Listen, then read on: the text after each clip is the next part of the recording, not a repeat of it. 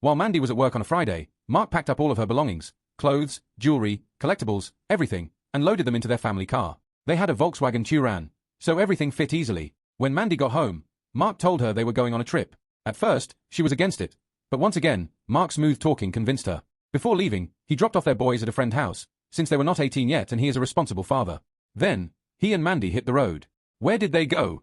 Straight to the guy's house. On the way, Mark called the guy and told him he had won first prize and that he would be delivering it personally. Mandy still had no clue. She thought Mark was just pranking one of his friends. I think by now you have realized she was not the brightest person in the world. Imagine their faces when Mark pulled into the guy's driveway. He stepped out, shook the guy's hand, and said, "Here is your prize, sir. I believe you know what it is."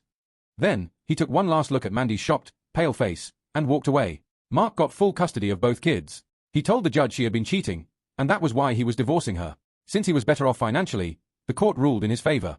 This all happened last year. As far as we know, Mandy's affair partner turned out to be an A-grade jerk, and she left him soon after, following some police visits and hospital trips. Mark took some time to get over her, with the help of alcohol and his friends, but now, he and his boys are doing great. They are old enough to understand that their mother was in the wrong and barely speak to her when they visit. She tried to come back into Mark's life a few times, but he did the smart thing and told her to stay away. He told us this story over beers after soccer one night. I laughed so hard imagining the whole thing that I had to run to the bathroom before I peed myself. I hope you enjoyed this story as much as we did. Edit. Just to clarify, we are not from the United States, so it was not a social security number. It was a tax number, and Mark likely asked for it to sound more believable. Edit 2. Some people are getting hung up on details, like how he fit all of her belongings into one car. Of course, he could not fit everything, and maybe he used movers later.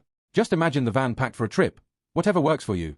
I'm writing this from memory, so some things might not be 100% perfect. I also was not at the court hearing, but the kids live with Mark and visit their mother every other weekend. When I asked them about it, they said their mother spends most of the time trying to convince them she was not at fault. They are 16 and 17 now, so I believe them. Lastly, to those saying this is fake because he got custody, laws are different outside the USA. Judges here take everything into account, including salary, living situation, and behavior in court. They ruled in favor of the more responsible parent, which was Mark.